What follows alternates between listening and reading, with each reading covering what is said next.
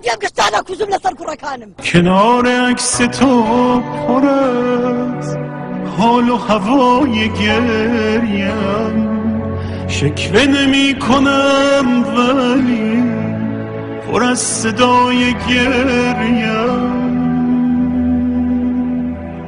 شکوه نمی کنم ولی حریف دنیا نمیشه، مثل یه بغض کهنه جون میکنم وا نمیشه.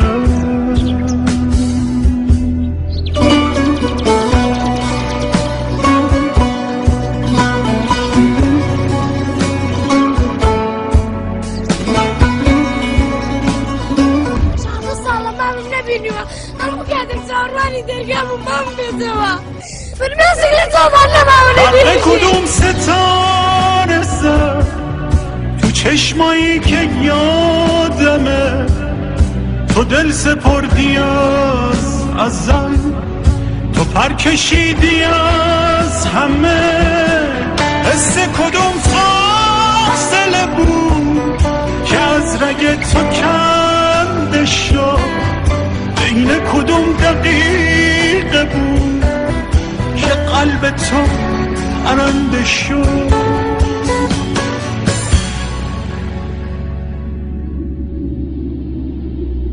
شکوه نمی کنم ولی دنیا فقط یه منظره است، تو این طرف من اون طرف، فاصلمون یه پنجره. سەرەکەی من دیارە ئەندامێکی کۆمەڵی ئیسلامی بووە لە ناو کەرکووکە لەلایەن هێزە ئەمنیەکانی یەکێتیەوە ڕفێندراوە. وڵی لەوەتی ڕفێندراوە ئێمە هیچ شتێکی هیچ بەڵگەیەکمان دەست نەکەوتووە.